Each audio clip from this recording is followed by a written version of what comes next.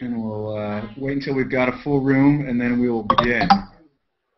In the meantime, you get to enjoy the lovely view of our Joe Satriani special double.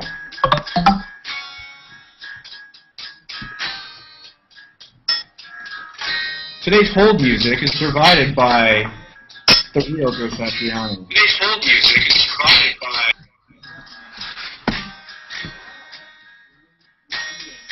That could be a double too, you know.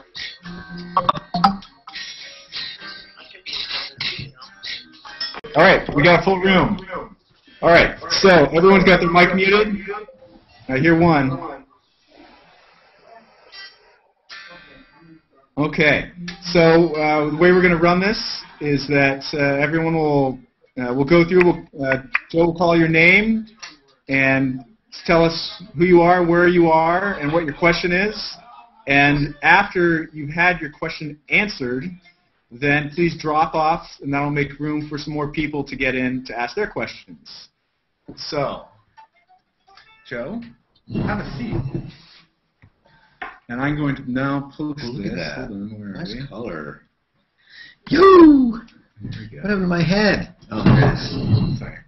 Here, wait, we need a surface for the head. The surface for the head. Oh, yeah. What can we do? So I'm going to have something in it. Well, not really. But just so you know, Mad Anthony's sauce has been known to be really good for hair growth. And I'm testing it out on this little guy here. So far, no hair. But the test is only a few minutes old. It doesn't work for me. Give me those. All right, let's see. Who do we got here? Let's start with someone that we haven't seen. All right. Hello. Skippy, you're up first, so you can unmute your mic. Hello, Joe. Can you hear me? Yeah, how you doing? Good. How are you? Very good, very good. That's Hanging good. out I've here? got my Chickenfoot album. Yay! And one for the girls. There's no girls on the Hangout. Oh, yeah. Well, we've got you. I know. Isn't that great? Hey, thanks for doing G3. I'm really looking forward to March the 31st. Oh, it's going to be fun.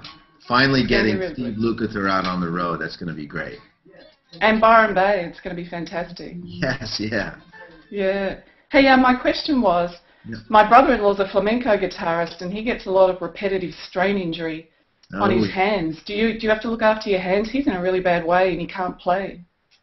Yeah, I think all musicians do. I guess, some people are more predisposed, to that kind of injury than others, so it's not really much you can do on that level. But you really do have to pay attention to whether or not you're feeling pain, and then as you get that message, you got to back off. It seems counterintuitive, because to be really great, you've got to practice a lot. But I've always used to tell my students never to play with any kind of pain, just because there's no way to benefit from it, and then it will hurt you eventually. So, but I think they've got some surgeons these days. I mean, if it's carpal tunnel, there's a lot of things they can do about it. If it's tendonitis, then there's a lot of ice that you've got to be using. Yeah, he's really grumpy. He can't play. So Oh. I wondered, you play so much, whether you get a lot. Luckily, I haven't had any of those problems yet. But everybody eventually pays the piper, for whatever it is they do in life. So, but I try not to push myself too hard in those areas. I mean, I did a lot of that when I was young, and luckily all that practicing stuck, so I didn't have to keep doing it, and I focused more on composing and coming up with ideas, which, there's two ways you can look at being a player, and one is just going after technical excellence, and it will monopolize all of your time. But if you really do want to write great songs and learn how to play with different people and learn how to move people, then it's a different kind of practicing. And so I find that players who go in that direction, have less of those physical problems. Interesting. Anyway, I'll see you in March. Thanks, honey. Okay, bye-bye. Good to see Bye. you. Right, click on the one on the furthest left and just... the furthest left. Okay, here we work go. our way down. Hello. And I don't know if he'll see, but... It is Aaron. How you doing, Aaron? Hey, Joe, can you hear me? Yes, I can. All right, make this real quick. By the way, you're awesome. Thank you. Quick question. What is your family more concerned about? Are they more concerned when you go out on the road with your solo band or when you go out on the road with Chickenfoot? And that's a loaded question. Yeah. Well, I'm usually traveling with somebody. If it's not my wife and son, it's my wife. So most of the time, I'm not by myself. But most in these two bands, it's people that we've known for a long time, and so I don't think they worry so much about it. I think when I went out on the Hendrix tour, my wife was a little bit worried, mainly because she knew I'd be on a bus with 13 other people that I'd never traveled with before, and she wasn't quite sure, habits. And yeah, I mean, they don't worry about me too much like that. Not much to worry about, I think I worry about leaving them at home more than they worry about sending me out on tour. Well, great. You're an amazing musician, and you guys need to come out to Salt Lake City sometime. Yeah, we've never done that. I mean, I've never even been there as a solo artist. I've driven around the Salt Flats. That's about it. Come and ski. I'll take you out to the slopes. So. That'd be cool. Thank you. All right, thanks. All right, thanks, Aaron. Bye-bye.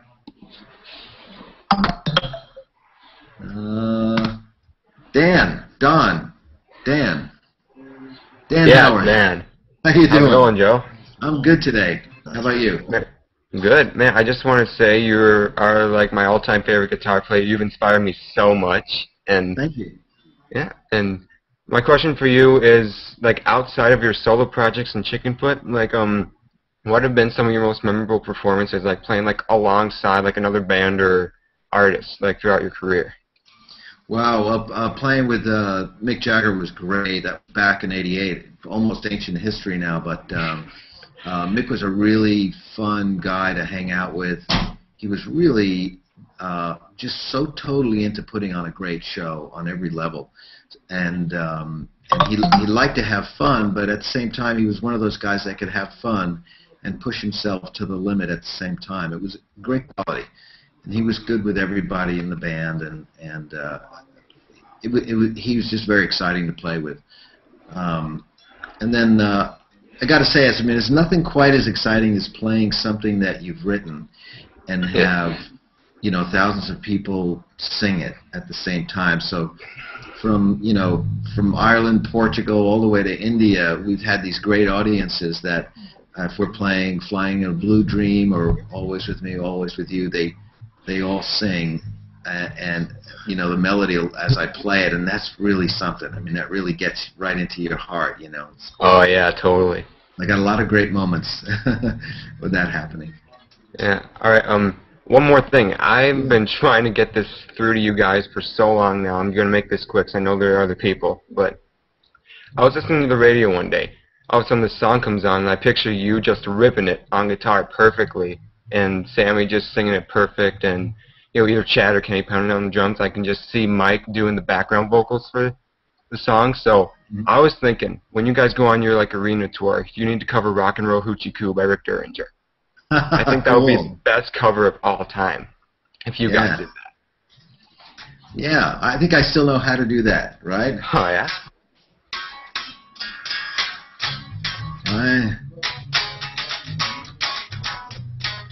Yeah, man, do that for like an encore or something. That would be epic. Yeah. All right, I'm working on it. Thanks. All right, sweet, Joe. Are they dropping off that today? All right, yeah. man. All right, see you later. later. It was awesome meeting you, Joe. I hope to come back to Minnesota soon. Play the XL for your arena tour. Yeah? Sure, will do. All right, see you there, Joe. All right, bye-bye. Doug, how you doing, Doug? Good. You can hear me now? I can hear, but I can see two of you. Yeah, Hi. it's my better half. Hi. Nice to meet you. Nice to meet you. Thanks for joining us today. Well, thanks for giving me a second shot here. I wish we had this when I was a kid. Man. I got a question for you as far as being in a band and being solo. How different is the promotion? You really had to rely on yourself, I would assume, when you were doing a solo career. So how different is the machine, I guess? Well, it's a bit of a relief for me because Sammy's the lead singer. Lead singer takes all the heat, you know, in a rock band. So I get to hang out in the hotel a little bit longer. I don't have to meet as many people, and all of those kind of press duties shrink, which is great.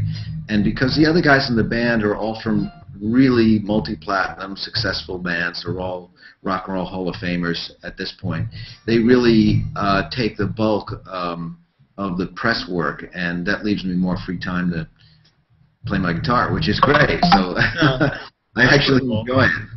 Okay, cool. And they got it on the last clip, but I'm a big fan. I just got back into vinyl after 30 years, and I got to say, here we go. I went out and got this, and I'm loving it. Great, fantastic. I actually haven't heard it on vinyl because I gave up on my turntable many years ago. No, it's coming back. It's awesome. Love it. It's the way it was meant to be. Yeah. So, and if Kenny's still in the room, I'm looking forward to hearing his stuff with Michael Sweet. I know he's doing the drums on some of the solo stuff, so that's awesome. Cool. I haven't heard that yet, but I'll ask him. I think we kicked him out a while ago. So. All right. Thank you very much. All right. Bye-bye. Bye-bye. Bye-bye. How the heck do I get out of here?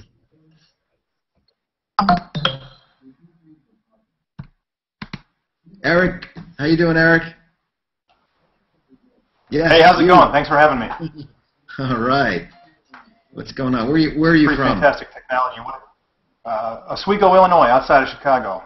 All right. Fantastic. What a great way to connect with the fans. Yeah, it's really cool. So my question today is, a lot of us read articles and press, and we hear reviews about the recording process and the new album and things like that. I wonder if there's something that you can share that we haven't heard yet, a song that means something to you, or the making of. Wow. Yeah, there's more stories that made it onto the albums, of course, because we try a bunch of things, and some songs, fall by the wayside. I think the odd thing about making records is that there's always, you get maybe 16 or 20 songs you're knocking around. No one's quite sure which one is going to really work. Everybody has their favorites for different reasons. Maybe their part is more exciting, let's say, on a song. But then as the process goes along, certain songs start to really shine and other ones sort of lose their luster. And then the odd things that can happen would be you get two guys in the band that are insistent that, song number 7 is the best song that they've ever done, and the other two guys are like, I hate that song. Whatever it is you guys are doing, it doesn't work. And we actually had a song like that, and what was it? It was like, I don't know, it had some sort of, it was a throwback to some Deep Purple-ish kind of thing, but Chad's drumming on it was just so amazing that we were all thinking, well, just for that we should put it on the record. But we never could get it past the guitar, bass, and drum stage. We did a very quick take one day. We loved the performance. I think Sammy listened to it once and thought, there was no story to tell lyrically, that it was just like so musical. And usually he'll look at stuff like that and he'll say, that's something for your solo record, Joe. You just put some guitar on that, Or the third album. Or the third, or the second album, which, who knows what's going on with Chickenfoot too. But that one's still floating around, that song, and I bet that'll resurface at some point. But it is important that when the lyricist doesn't have something to say on a song, you have to respect it, because the worst thing would be if you forced a guy to write some lyrics that he didn't believe in and then do a vocal performance that he hated because he didn't like what he was singing about. That's just not the way to do a good rock song. If you were manufacturing a pop song, that'd be one thing. but these are rock songs, and they have to mean something. And so if Sammy's not into it, we figure, okay, we'll put it on the shelf. Maybe he'll come up with a story, or he'll have a life experience that'll allow him to relate to this piece of music. So I'll have to teach myself how to play it again. I just remember the song was incredibly fast, and maybe that's why we like it. Yeah. That's great. Well, thanks. Thanks very much. I'll get out and let someone else have a turn. Okay. Thanks, Eric. See you. Thanks for sharing. All right. Hey, Joe. How's it going? Who am I talking to? Johnny? No, it's Matt. Matt. Where's Matt? Hey. The guy with all the guitars. Oh, hey, Matt. How's it going? Funny, I see. There you are. Okay. How's it going? You got a guitar? I got a guitar. Yep. Play something.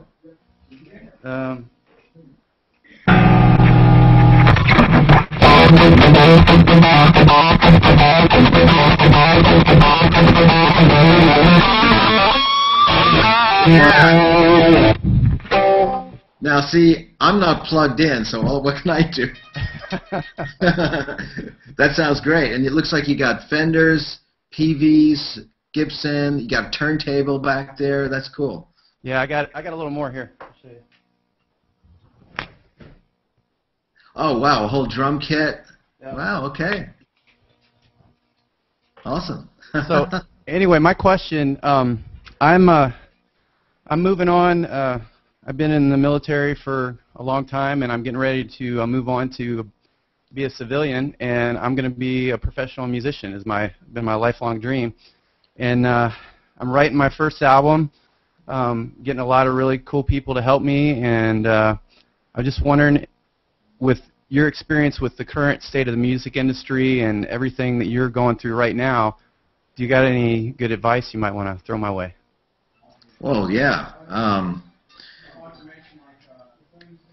I think the most important thing for somebody who's thinking about getting into the music industry and writing and performing is you have to be able to connect with people, which means you have to get as much experience performing as possible. Right. And that means saying yes to just about any gig that somebody sends your way. I know that sounds kind of odd, and there's the economics to consider, but the only way you're going to learn how to, get a song across to somebody and get people to really feel it is to have experience doing it in front of all kinds of different audiences, young and old, big and small.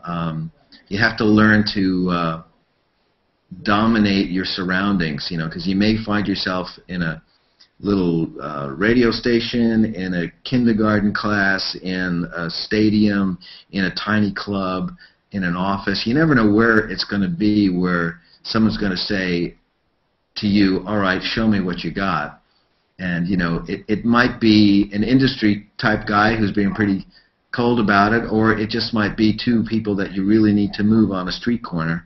And you have to be able to bring that all up, and that takes experience. I figure all this other stuff, you got a lot of gear from what I can see, and you can already play from what you've already showed us. So all that stuff goes without saying. You need some gear, you got to practice and all that. But the thing about the experience connecting with people is extremely important.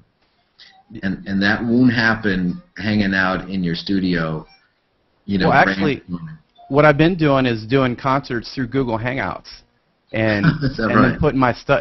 It doesn't sound the greatest because of all the vocal, the compression for the speaking. It's more for like talking to people. Right. But that's scarier than playing in front of people, because you got like 9 people right in front of you, and like I'm nervous now just being in this room, but that's actually got me kind of moving in that direction.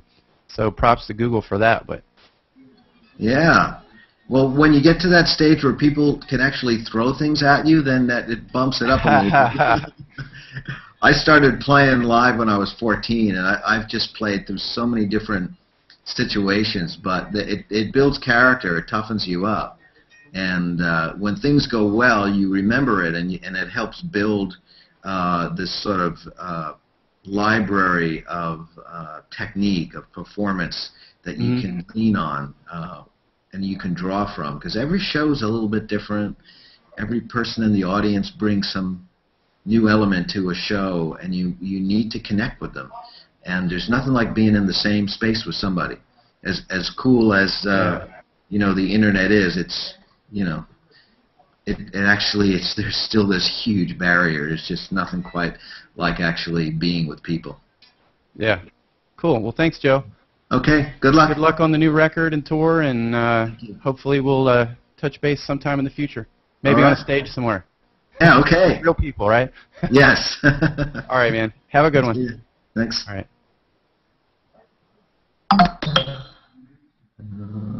Oh, hi. I see somebody. Who am I talking to? This is Johnny. Can you hear me? Johnny. Hey. How you doing? Hey, good, man. Can you hear me okay? Yes, I can. Cool.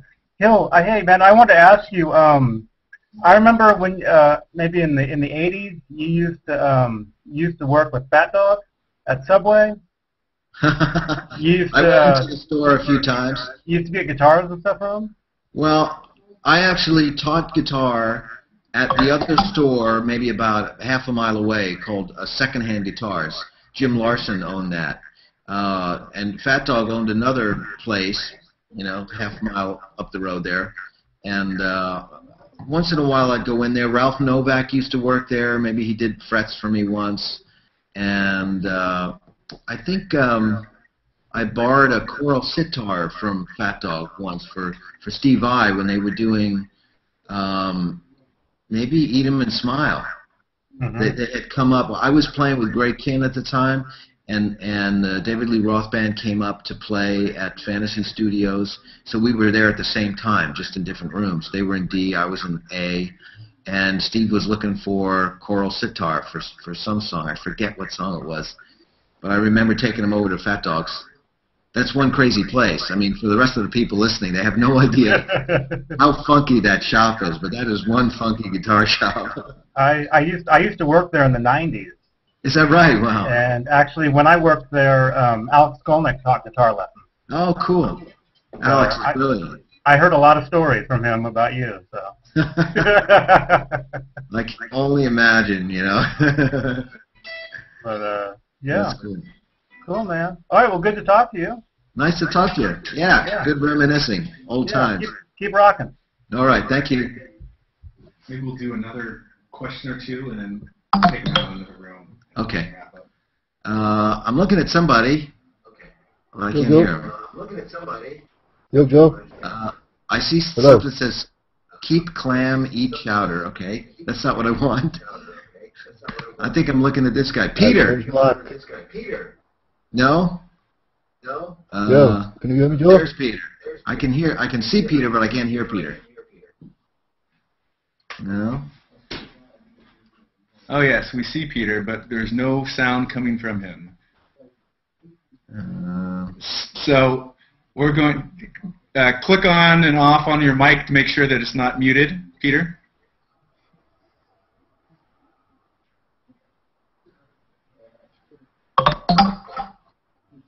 And you can keep working on that. We'll try to come back to you one more time. Let's go to someone else. Which guy? Yeah, sure. Omar. Can you hear me, Omar? Is that you? Hello, Joe. God, I'm a fan. I'm Leyland Luster. Hello. I dropped in. I wanted to tell you what an incredible fan I am. You guys are incredible, and I'll shut up now. I'm just learning how to do this, but it's extraordinary. I'm a guitar player myself. Okay. Great day to us all. I just want to see how this works. I'm a big Google Plus fan now. I'm letting go Facebook. All the other shit is out of here. I'm down with this. I'm going to stay here and enjoy it. I'm enjoying the broadcast. Thanks, William. I'm out of here. Yeah. Right on, buddy. All right, see you. ya. Rocking, bro. Okay. Bye. Let's get back to Omar. Hello, Joe. And someone said hello, Joe. Who was that? Is that Omar? Omar? Yeah, it's me. Yeah, it's me, Joe. Hey, how you doing? It's awesome, you know, like this experience, you know, talking with you online. Wow. That's great. Where's he from? And where are you from? I was born in the States, but actually my family's from Turkey, so we're Turkish. And are you, where are you right now? I'm in Colorado right now. Oh, right. In the States, yeah. I'm going to make it so quick because I have to go somewhere with my family. Okay. So my question is,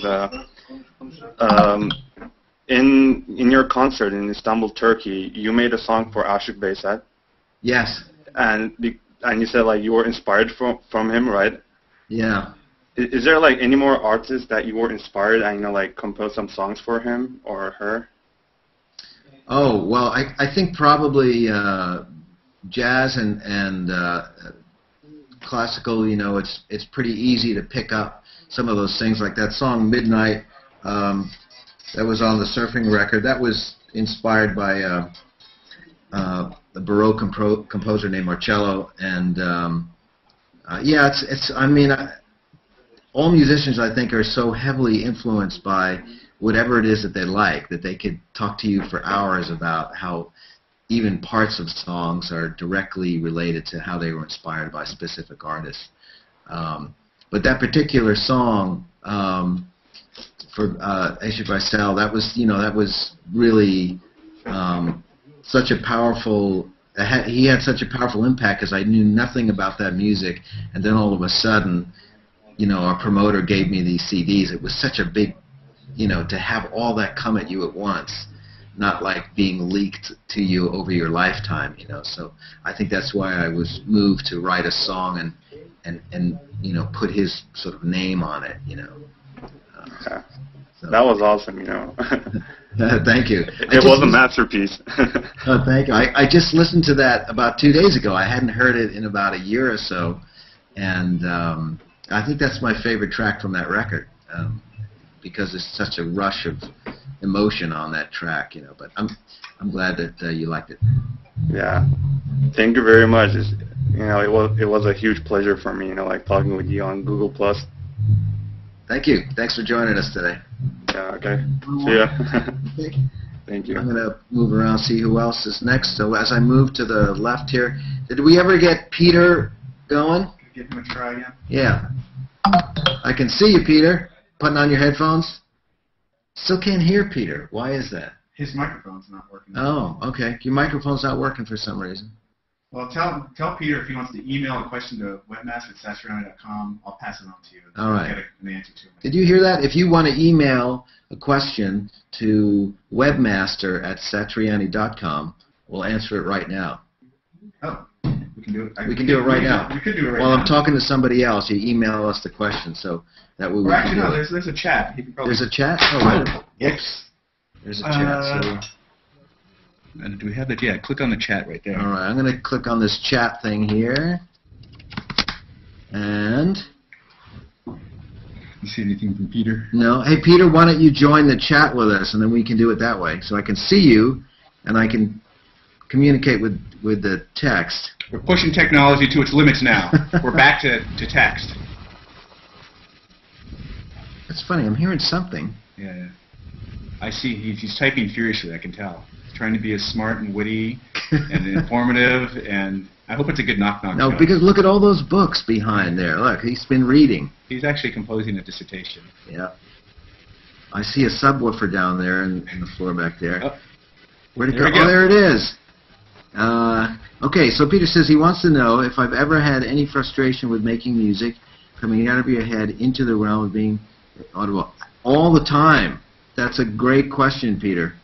I think that every day when I try to write a song, it is a wonderful, frustrating experience. It's like I love the struggle, but I think everything I've ever written and recorded, I always feel like it's not done. Like I didn't do it. I didn't finish it. I haven't really, totally crystallized what it was I was trying to say. So in that way, I'm always working on that material. And I don't know if I would use the word frustrated, but there should be a good word for that. If there's another word you use to express artistic frustration that with a good connotation, then that's what I would say it is. Because I guess I like it. I keep gravitating towards it every day. I like the struggle. it's sort of like playing an instrument. You know, your anatomy is always fighting you a little bit. You always wish you had better technique. You could stretch more or play faster or something.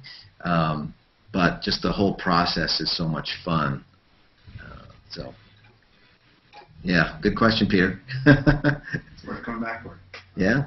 Sorry we couldn't hear your voice. I don't know. Do you want to keep going for a little bit? I don't know. I don't think Sam's here. Yeah, we're wondering if the band has actually showed up check. in entirety. So while that's happening, I've been a fan since I was 5. My mother introduced me to Surfing with the Alien. God bless your mom. All right. Devoted. Okay, great. Thanks a lot, Peter. Sorry we had that problem with the microphone. Is that a cat or a dog I see in the background? What is that? It's a cat. All right. That's cool. That's one thing that's great about these chats. You see a little bit. Unfortunately, all we got is this picture of Sam behind me and this plastic head, you know. So anyway, see ya. Paul Glover. No, but I can't hear Paul. Hey, either. what's up? Oh, now I can hear him, I think. You got me? Wow. Yeah, now his video is delayed. I'm hearing what you're saying first, but that's okay. Can you hear me? What's your question today? I was just wondering, in the day and age of email and Google Plus and Facebook and everything, do you still get actual fan mail, like letters, handwritten letters from people? Yeah. We get boxes and bushels filled with stuff, and we're always getting requests. Or people send, cards and photos. They want us to sign them, and that's getting a little hard to deal with, actually, especially when they don't put in the necessary postage. You can't really deal with that anymore. We shifted so many resources towards the digital media and keeping connected with people that when we wind up with these stacks of mail, they kind of don't fit with the way that we do things now. So I see it trailing off. But we still get the occasional odd gift now and then, and a lot of packages we don't even open up because they just look too funny. Yeah. I actually got a letter from Sammy when I was a kid. I sent him a letter and he sent me something back, so that was cool. Is that right? Yeah. I'm going to ask him about that. I still have the full handwritten letter. That's really cool. Yeah. Well, thank you. All right. See you later. You want to walk into the other room? Okay, guys. It looks like I'm going to walk into the studio room. Sam. All right. So I'm going to carry the camera in. We'll take a look. And hi. Thank you, everyone, for tuning in. I don't know if we're still going. And I'll just walk you into the rehearsal spot for a minute. You can check it out. What do you do, Arthur? There's Kenny. Dude, didn't I just see him? You may have. Weren't we just talking a minute ago? Have you been on more than once today? Yeah, probably has. There you go. Better rock. Yeah. You may have. Weren't we just talking a minute ago? No, where's Sam, though? Because he just came. Have you been on more than once today? Huh? Not yet. Because we have to connect. Oh, right. Yeah. Paul to Sam. You can tell him about the letter. I don't know. We have a live hangout coming down. You know what that is? That's that 55. Say hi to the internet. Who? What's happening, man? What's up, brother? Who be you? This guy Paul says he received a letter from you when he was a kid. He still has it. From me? Yeah, from you. What's happening, man? Damn, you know what? I hate to cop to it, but I am a nice guy. You know, it's like, and probably back when how long ago was it? Oh, probably like 10 years, more than 10 years ago. I hate to cop to it. My mom at one time used to do my fan mail, and go through it and tell me, hey, this is important, this isn't, right? And whenever any young kids would send stuff, my mom was a big sucker, man. She'd go, "Oh, this little boy seems really nice." Or, "Oh, this little girl, you know, she's only 9 years old, and she," you know, I'd say, "Okay, Mom." Then my mom probably made me do it. Otherwise, I'd have never done it. I'm an asshole. You actually had some Sammy Hagar stationery, too. Yeah, that was probably it back then. All right, I'll let you finish. Peace and love, brother. Thank you. Peace. Oh, come on. All right, let's show you a little bit of Michael Anthony's bass world for a second. Oh, hey! What's happening? I'm trying to see where you are. Oh, there we go. Am I here? Yeah, there you are. Play us a little something. I don't know what you want to hear. You actually had some Sammy Hagar stationery, too.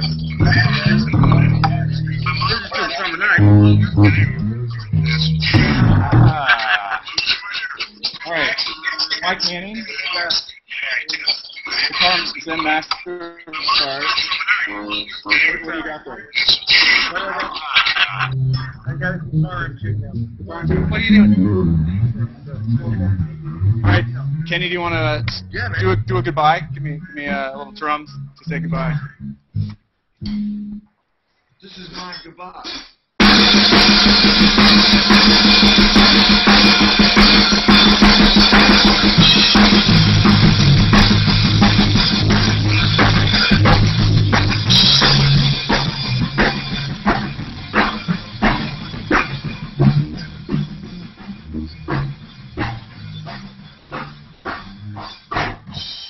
All right, goodbye, folks. Thanks for tuning in.